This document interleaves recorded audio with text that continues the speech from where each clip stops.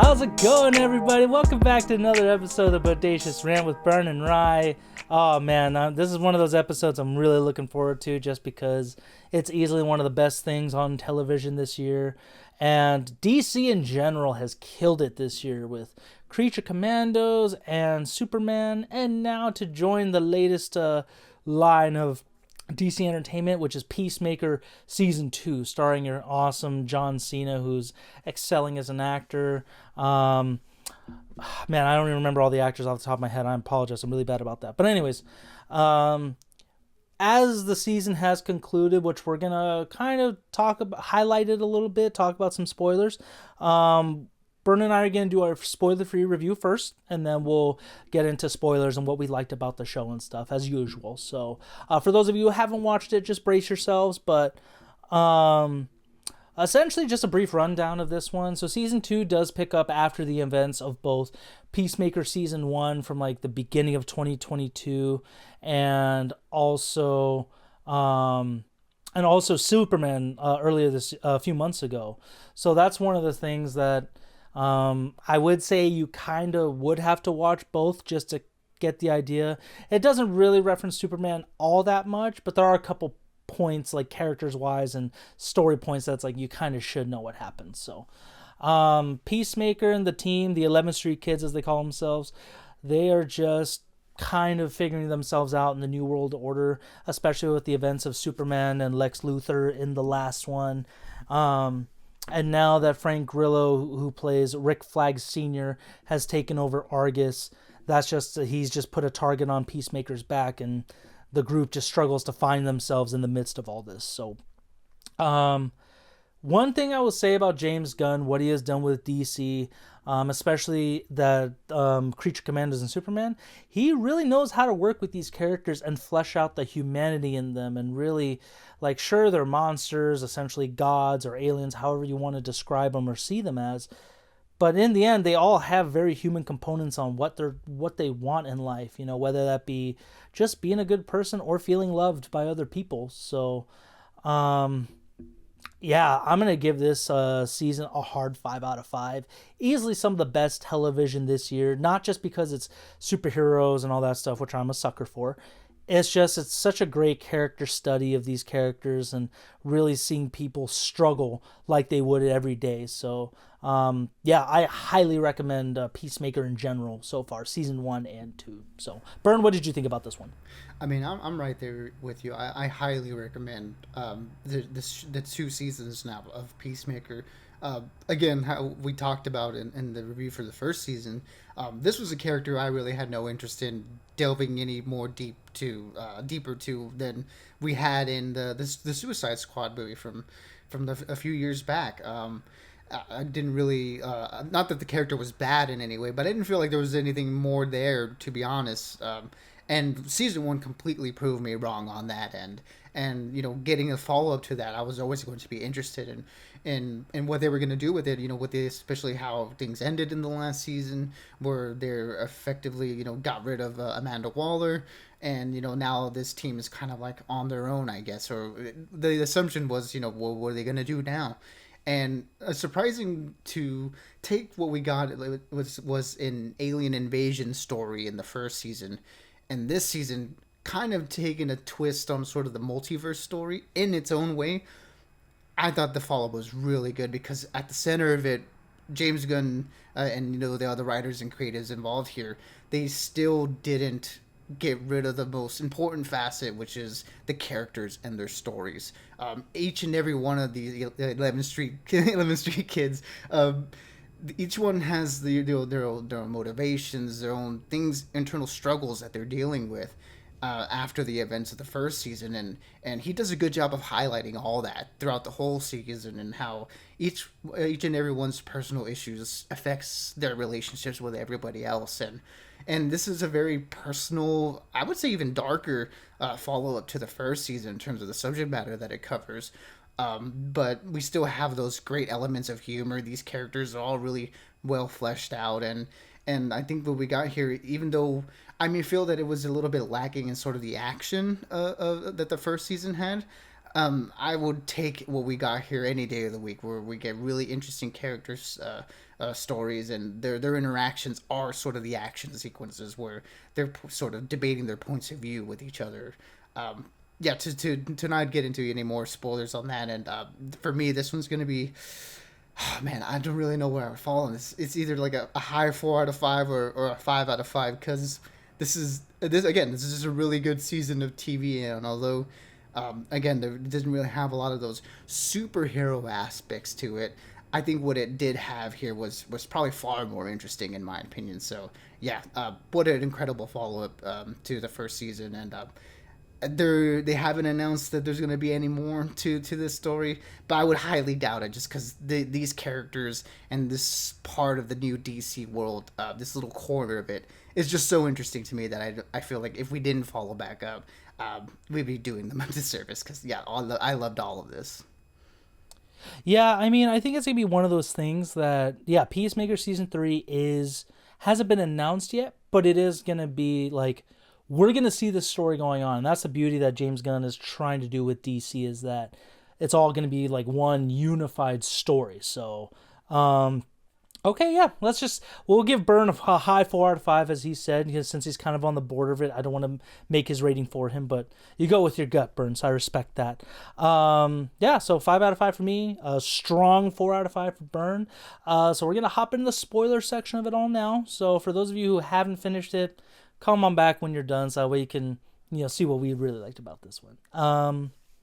Yeah, like I said, so I did like I feel like the first one definitely had a lot to do with like the Suicide Squad movie, but not I didn't feel like it connected to DC as a whole. So I really like the vibes that this one felt more like okay, with Creature Commandos happening, Superman happening, and the first Suicide Squad happening from 2021, we're all caught up, and it definitely feels more complete in that. And I know Marvel struggled with that for a long time, even with all the shows that we got during like COVID and the last few years.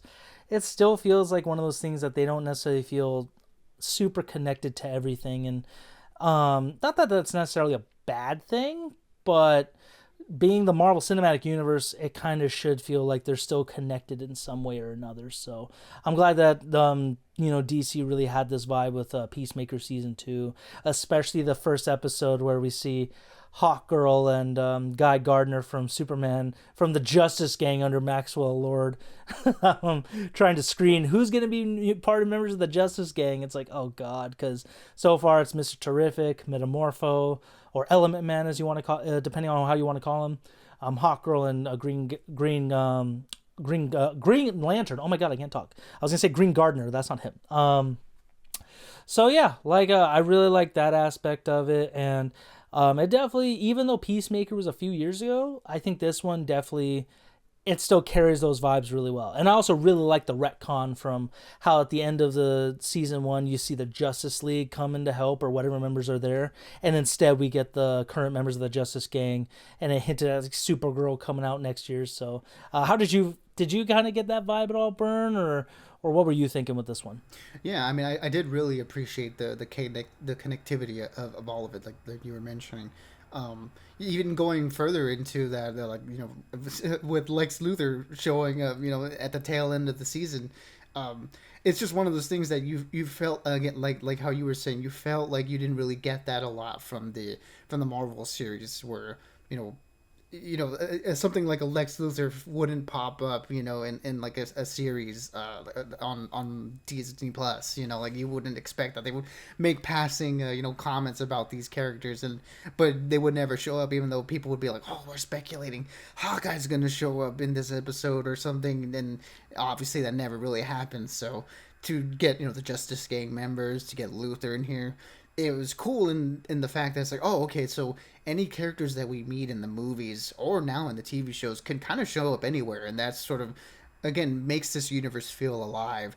And they weren't there just for sort of just like fun little cameo things. Like they serviced the story, like you mentioned with the Justice Gang. It was Peacemaker's ultimate wish that he just couldn't get, and that affected that set the stage for the rest of the season. With him and his character and what he's dealing with, and even something like Lex Luthor showing up at the end of the season, the way he influences Rick Flag Sr. and his character. And we see that progression from where he was at the end of Creature Commandos, coming into Superman, and then now coming in here where he's taken a sort of a drastic turn in terms of how he views the metahumans and how he's interacting with them, and him letting that sort of hate for Peacemaker.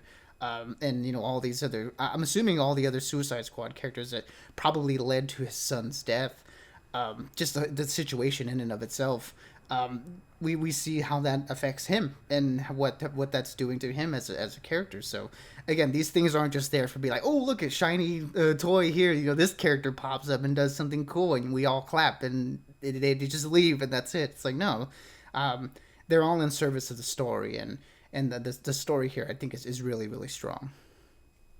Yeah, like it definitely feels that like the shows and the motivations are definitely gonna trickle into each one. Like even Creature Commandos didn't necessarily trickle into Superman, but because Rick Flag Sr. was present in Creature Commandos and then Superman, and now we're seeing him in Peacemaker. The only thing I still don't like is that he doesn't have his gray hair like he did in the animated series. But again, that's because he's doing Tulsa King with Paramount. So I saw that he said like, yeah, I can't really do that, or else it's a whole thing, unfortunately. And I'm like, no big deal, but it'd be nicer just to portray him more as his dad, because him and Joel Kinnaman really aren't that far age wise.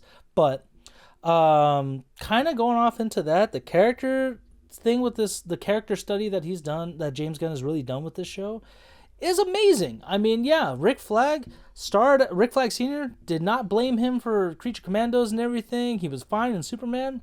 Now he's just a major dick, but that's because, again, he is just on the vengeance train. He is doing everything he can to just screw over Peacemaker. But yeah, like you said, how he may go after the rest of the Suicide Squad and just other metahumans. Like he is just kind of blinded by his own hatred and his own anger right now.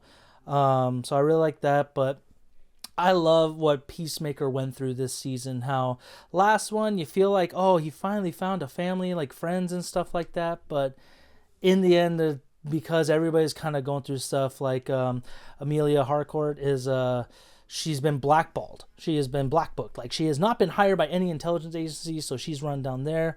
Adebayo is no longer with her wife because, she's trying to make something of herself, and even though they had an agreement in the first season, Economist, he's still stuck at Argus, but doesn't feel like it's doing anything for him. Like everybody just feels like it's all, like I said, the way it feels like in day life, like we're all doing our own thing, but it feels like we're just stuck somewhere. And Peacemaker finding out that he has another universe and another self, and man, that whole fighting scene with himself was pretty crazy. I was like, oh no, this is not going to end well. Killing his other self was crazy, and then seeing his brother played by David Denman, and then his dad Robert Patrick reprise that role, like in a different universe, and they're actually a family. It's like, wow, what would anyone do in that situation? Whether we know it's right or wrong, like the fact that you have your family there again, it was very tempting. So I really liked what he did with that, and seeing that this was so character centric, like everybody's got their own motivations, their own drama, their own struggles, and that they're trying to help each other out. It didn't feel like we're watching a show by plot. Like plot, we're not hitting plot points left and right. We're definitely following their characters and what they're trying to do for the world. Does that make sense, Bren? Yeah, because I mean, if you were to boil down like the overarching plot, it would just be pretty simple. Rick Flag Sr. has it out for Peacemaker, and Peacemaker finds another world where he feels like the grass is greener on that side. So in a basic like plot sense, yeah, it's very simple, and there isn't like a lot of things that happen in sort of these like grand scale things, but yeah, at the heart of it, it is just the character stuff, and it's that concept of the grass is always greener on the other side, and flipping that on its head, and really digging into the dark implications of that idea. It was done really well. Where you have Peacemaker, who feels like you the word that you used was perfect. Everyone kind of feels like they're stuck in the situation that they're in, and they just want something better. than what they currently have right now. And he finds it, or he thinks he finds it, right? Where he sees a world where he has a complete family, and that his brother's still alive. His dad is actually a loving father. Um, Turns out the world itself over there not so great when the Nazis won the World War II and took over that universe. But he doesn't care, or didn't really care to think about anything outside of his own like personal issues. Getting his family back, his blood family at least, because like you mentioned, the 11th Street kids are like his family, but there isn't really like a replacing that in terms of like his trauma and all the dark things that he had to do. Killing his dad, accidentally killing his brother. There's always going to be that void in his heart, and we exploring that, such an interesting idea to do for a season 2 follow up. I thought, and John Cena, I thought he handled that so damn well. He continues to surprise me as an actor, and the things that he's able to pull off, and the places he's willing to go. Fearless is a word I would describe him as an actor. And when you have someone like James Gunn writing for you, you kind of have to be, because he's going to put you in some crazy situations that really make you reach deep into your darkness, or at least the darkness of the character, and see what comes out of the other end. But yeah, just handling the multiversal aspect in such a personal matter, I think, was the perfect way of framing this story, and kept everything. It felt small, even though it is kind of big. When we're dealing with multiple universes, or just two here in this instance. But to keep the focus in on Peacemaker and his friends, he did a really good job of that. Yeah, 100%. I also kind of going off on the whole character thing. Well, not necessarily the character. I guess the multiverse aspect of it. Yeah, finding out that this universe you think is so perfect, and all it took, and because again, you're kind of stuck in the fever dream of like, man, my family's alive, the world is so much better, like I'm treated as an actual hero. It's like, man, did you not stop to think maybe there is something weird with this? But all it took was Amelia Harcourt to be in there for like 5 minutes for her to be like, don't it feel weird that there's no person of color here? He's like, huh? Because even it got me thinking too. I was like, wait a second, that's a fair point.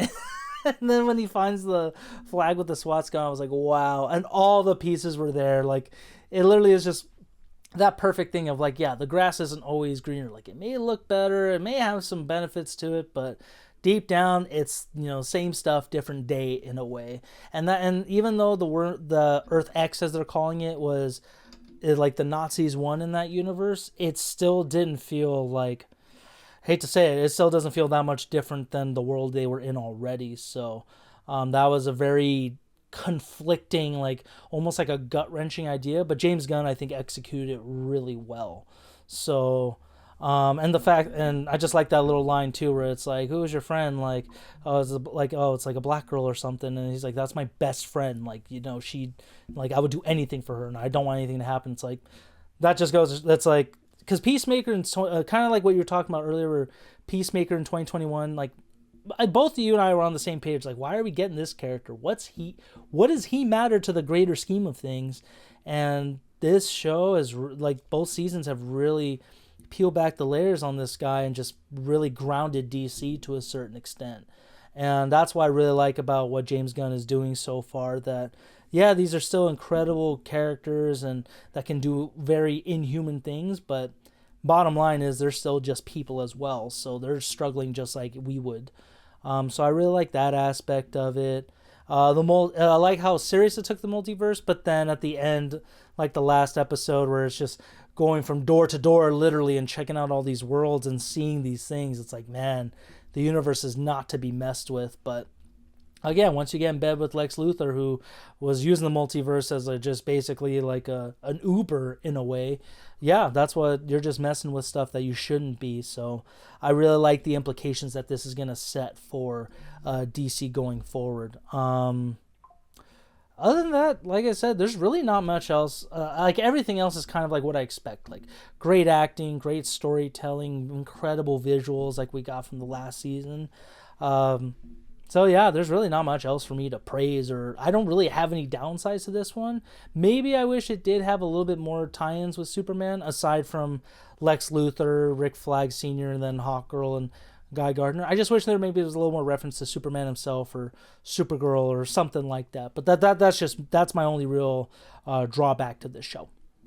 Yeah, that's fair. I think yeah, I wouldn't say those were really drawbacks for me. I think for me it was just I guess it was really in terms of the even as shallow as the sound is the action, and I think there was just like there were, I don't know, I guess it didn't really like the season one had a lot of really cool scenes to it, and here not as much, but that's fine. And if I have to give up anything, then yeah, hey, I'll give up the action. That's fine.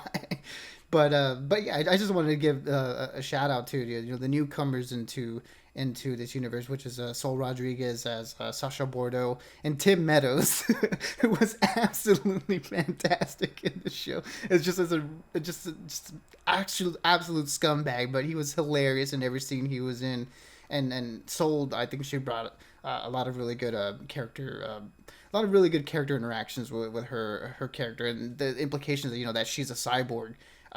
What are we going to see come from that? Whether it be her character or other characters in DC, there are a lot of cyborgs out there, one in particular. So it's like, what are we going to. I like the questions that the show brings up at the end, where it's like, okay, well, now we have this, Rick Flag, who's in charge of Argus, who kind of has it out for metahumans now, and his plan, his pitch to the government, or basically having their own version of the Phantom Zone, where they can just kind of toss people in and disappear them. What is that gonna do, for the universe, and the fact that we have so much connectivity already, that has to come into play later on. So that's going to be interesting. But I did like the fact that they actually kind of started their own business at the end of the day, where now they don't have to answer to anybody, and that felt like that was sort of the commonality between all of them, is that they were all kind of losing bits of their soul, working and doing things on the behest of, whether it be the U.S. government or Argus, doing things that they didn't really feel good about, but it's kind of like all they knew how to do. So finally, learning they can lean on each other. They have a bunch of vigilantes, blood money, just hanging out in the basement that they can start their own business with and try to do some good in the world. And I liked how that sort of ended for all these characters, that they could kind of the overall message being that you kind of lean on your community, and you'll be okay. That was a really good moment to sort of end it on, before the fact that Peacemaker got kidnapped and sent to another universe, which is like, what's gonna happen there? Yeah, I mean, I feel like that's something that either Supergirl could play into, or maybe Lanterns. We'll have to see how that plays out. But I think, even though I'm bummed it's a cliffhanger, at the same time it felt very fitting for this season. It didn't feel like oh, that's how we're ending it, because some cliffhangers definitely, I feel like, can put a sour taste in your mouth. But for me this time, it didn't feel that way. I was like, okay, we'll have to see if we'll get a season 3, or they just, I feel like they'll have to. I think we're definitely going to get it, just not announced yet. But we're going to see how that plays into the movies and stuff going forward, and the other shows. So I'm really excited for that. Also, man, James Gunn with the rock music. He is a music file, man. He knows how to get these very deep cut stuff, like Oh Lord by Foxy Shazam. I thought that was like an old 80s rock band I've never heard of. Very current. They came out in the 2000s, like 2008. They had that's in their hits. So it's like, man, he's a sucker for rock. So it just made me. So some of the songs at first, it took me adjusting to, because I really liked the intro to the first season with Do you want to taste it? And then this one we got Oh Lord, and I was like, by the end of it, I'm gonna be jamming out to that song too. So Yeah. Again, I'm really looking forward to seeing what James Gunn is gonna bring to the table with DC. Yeah, no, the good call on the music. The intro was one I was like, oh man, it's different from the first one, but it kind of had to be, when you had all the cast in that in the first season doing the whole dance and stuff, you couldn't really do the same thing, because what happened to those characters that were in the intro of the first season. So you had to do something else. So yeah, it was a little bummer at first, like, oh man, I'd really like that original intro, but like you mentioned, by the end of this season, I was jamming out to to the Foxy Shazam. So yeah, his music taste has always been great. I've always loved listening to his soundtracks, and the little compilations he makes on Spotify and stuff. So yeah, it's always going to be great from him, because I think he has an ear that's suited to my taste. So yeah, no complaints from there. 100%. But like I said, I got nothing else, Burn. So for me at least, Yeah, it's like I said, I'm still standing by 5 out of 5. Highly recommend this show. They are longer episodes. Like the first season, like around an hour each. This one's around 40 minutes ish, so it's a little bit easier to binge. But such a great show. Like I think honestly, if you give it a chance, you'll get sucked into it. But yeah, like I said, nothing else from me. So until next time, everyone, stay bodacious and keep on ranting for us. Absolutely, everybody. Be good, be safe, and as always, we'll catch y'all on the next one.